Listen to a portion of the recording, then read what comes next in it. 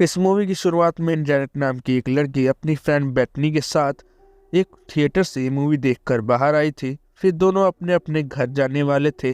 Janet अपनी car से अपने घर जा रही थी, लेकिन उसे ये नहीं पता था कि एक आदमी उसका पीछा कर रहा है। और फिर जेनेट कार से अपने घर आती है। वह चेंज करने के बाद बेथनी से टेक्स्ट पर बातें करती है।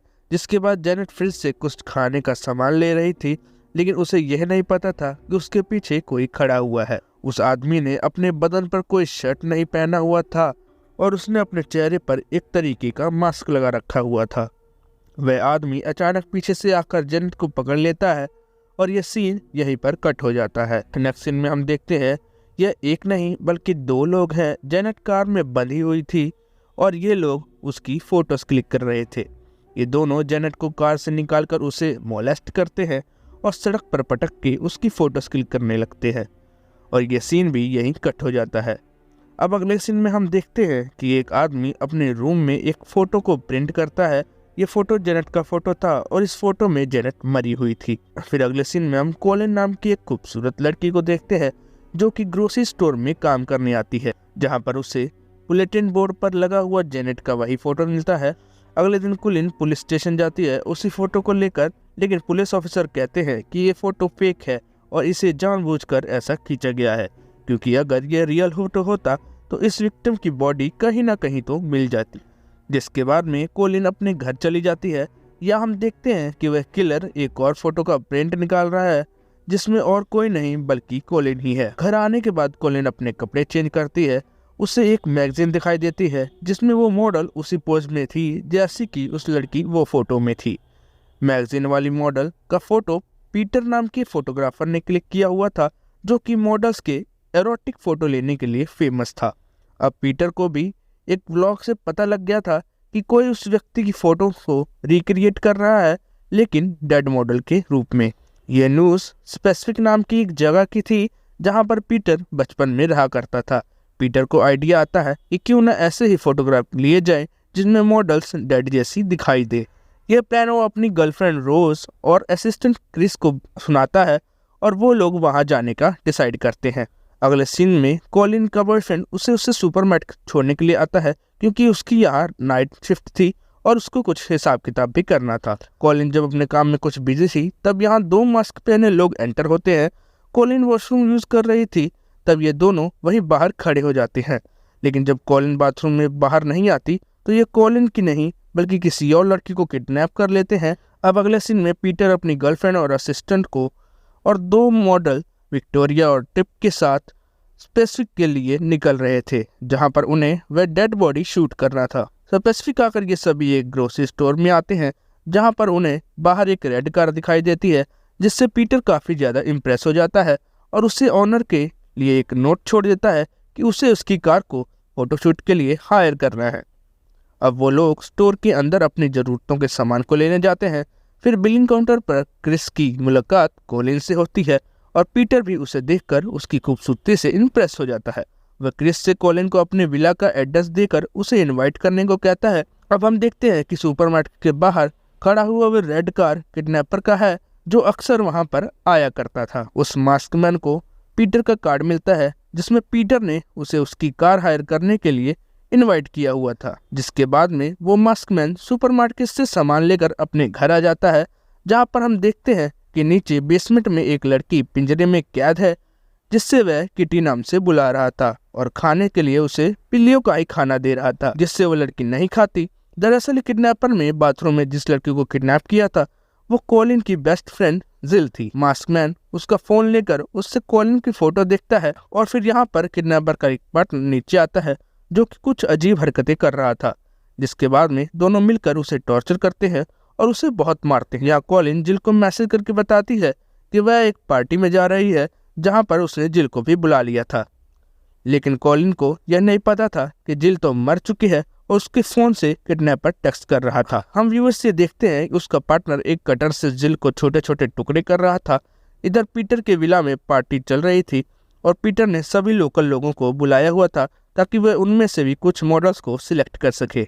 कॉलिन उस एड्रेस पर पहुंच जाती है जहां पर उसने जिल को भी बुलाया हुआ था। वह जिल को टेक्स्ट करती है, लेकिन जिल को मैसेज सेंड नहीं होता, जिसके बाद कॉलिन अकेली ही पार्टी के अंदर चली जाती है। अंदर जाने पर कॉलिन देखती है कि अंदर पार्टी चल रही है, जिसमें पीटर कॉलिन को बार बार फोटोज ले रहा था, जिससे कि कॉलिन को बहुत अनकंफर्टेबल फील होता है और वो उसे धक्का दे देती है। कॉलिन और पीटर की गर्लफ्रेंड बीच में लड़ाई होने वाली होती है, लेकिन क्रिस बीच में आकर सब कुछ संभाल लेता है। कॉलिन तुरंत उस पार्टी से निकल चुकी थी। पीटर की तरफ से उसका असिस्टेंट कॉलिन को सॉरी कहता है। कॉलिन अपनी कार के पास पहुंचती है तो उसे वह एक फोटो मिलती है। उस फोटो में विक्टिम के चेहरे पर चमड़ी नहीं थी और उसके चेहरे पर बस हड्डी ही दिख रही थी, जिसे देखने के बाद डर के मारे कॉलिन पुलिस को वहां बुला लेती है। विला में सभी लोगों से पूछताछ चल रही थी। कॉलिन को लग रहा था कि कोई उसके पीछा कर रहा है और जानबूझकर उसे ये फोटोज भेज रहा है। पुलिस की पूछताछ के बाद कॉलिन अपने घर पहुंचती है तो उसका बॉयफ्रेंड अकेले पार्टी में जाने की वजह से उससे बहुत नाराज होता है और फिर कॉलिन को लगता है कि शायद वही है जो उसके साथ ये फोटो वाला मजाक कर रहा है, क्योंकि उसने उस पर बहुत गुस्सा किया था, जिससे कि दोनों में लड़ाई हो जाती है। फिर बेन वहां से चाबी लेकर निकल रहा था, तभी उसे बाहर आते एक परछाई दिखाई देती है और फिर अगले ही सीन में वो मास्कमैन बेन को पकड़ लेता है और अपने साथ ले जाता है, जिसके बाद वो कॉलिन से घर में घुस चुका होता है। इस बारे में कॉलिन को कुछ नहीं पता था। कॉलिन लगातार जिल से बातें कर रही थी, लेकिन असल में वो जिल से नहीं बल्कि किडनैपर था। अगले दिन क्रिस उस फोटो को जूम करके देखता है तो वहां पर एक 8 नंबर लिखा होता है। उसे लगता है कि कुछ गड़बड़ जरूर है। फिर पीटर उसे कहता है कि उसे कॉलिन पसंद है, मतलब कि वो कॉलिन फोटोशूट के लिए बिल्कुल परफेक्ट है और उसे लाई हुई सभी मॉडल कॉलिन के आगे कुछ भी नहीं। जिसके बाद पीटर और क्रिस दोनों कॉलिन को उसके स्टोर पर जाकर मिलते हैं, जहाँ पर वो कॉलिन को ऑफर करता है कि वह उसके साथ में लॉस एंजलिस में एक शूट करना चाहता है, क्योंकि यहाँ पर उसका पीछा सीरियल किलर नहीं छोड़ेगा। वह चाहता है कि वो कॉलिन के साथ में लास्ट फोटोशूट करे, जिसके लिए कॉलिन मान जाती है। पीटर और उसका क्रू कल ही लॉस एंजलिस के लिए निकलने वाले थे। पीटर की यहाँ आज रात को स्टे भी था, जिसके लिए वह कॉलिन को इनवाइट करता है। कॉलिन अपना सामान लेकर अपार्टमेंट से जाती है। वहीं से वो अपने बॉयफ्रेंड को टेक्स्ट कर इसकी जानकारी देती है, लेकिन बेन को तो किडनैपर ने किडनैप करके रखा हुआ था। उसका फोन भी किडनैपर के पास था, जिससे कि उसे ये पता लग गया था कि वो कल लॉस एंजलिस के लिए निकल रही है और आज वह पीटर के विला में रुकी हुई है। इसके बाद वो दोनों बेन को भी वहीं मार डालते हैं। फिर रात के समय पीटर के विला में सभी कल निकलने की तैयारी कर रहे थे। पीटर के मॉडल विक्टोरिया और ट्रिप कुछ ज्यादा ही करीब आ रहे थे और हम व्यूअर्स देखते हैं कि किडनैपर भी इसी विला में घुसने की कोशिश कर रहे हैं। सभी लोगों को अपने रूम मिल चुके थे। क्रिस और कॉलिन के लिए बस एक ही रूम बचा हुआ था, जिससे उस दोनों को शेयर करना पड़ रहा था। क्रिस और कॉलिन की दोनों की बॉन्डिंग बहुत अच्छी होने लगी थी। पीटर अपनी गर्लफ्रेंड रोज के साथ अपने रूम में था और तभी उसे एक आइडिया आता है कि क्यों ना उसका एक नाइट शूट किया जाए, वो भी स्विमिंग पूल में। और इसी कारण दोनों अपने रूम से निकलकर स्विमिंग पूल में पहुंच जाते हैं। रोज अपनी ड्रेस उतारकर पूल में उतरती है और फिर पीटर उसके बैक साइड से फोटोशूट करने लगता है कि तभी पीछे से मास्कमैन आकर पीटर को स्टैप करता है और उसके गला काटकर उसे वहीं मार देता है। लेकिन इस बारे में रोज को खबर नहीं होती। वह अपना फोटोशूट करवाती रहती है और अंधेरे का फायदा उठाकर किडनैपर की उसकी फोटोज ले रहा था। रोज को जब यह पता चलता है कि वह पीटर नहीं बल्कि मास्कमैन है, तब तक बहुत देर हो चुकी थी। दूसरा किडनैपर पीछे से आकर उसके मुंह से तौलिया लपेटकर उसे वहीं मार डालता है। यहाँ रूम में विक्टोरिया और ट्रिप इंटीमेट होते हुए अपनी वीडियो शूट कर रहे थे।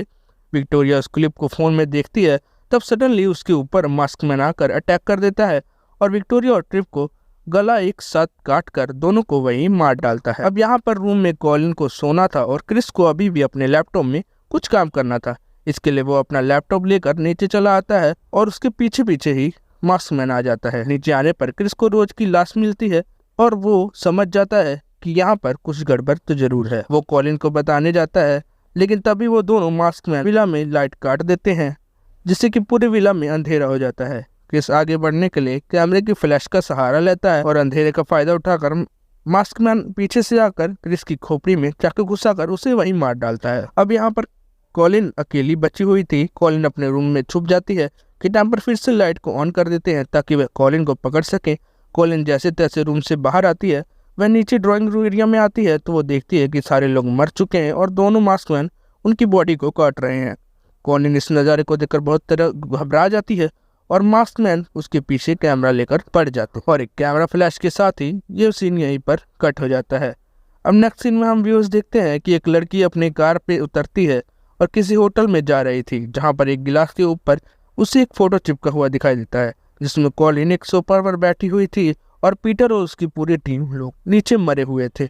लेकिन उस फोटो को देखकर ऐसा लग रहा था कि ये बस एक फोटोशूट है और ये लोग बस इसके लिए एक पोज दे रहे हैं, और यहीं पर ये मूवी ख़त्म हो जाती है। तो ये मूवी आपको कैसी लगी ये आप हमें कमेंट सेक्शन में बता सकते हैं। वीडियो को लाइक करके चैनल को सब्सक्राइब कर लीजिए, क्योंकि हम आपके लिए ऐसी वीडियोस लाते रहते हैं। पीस।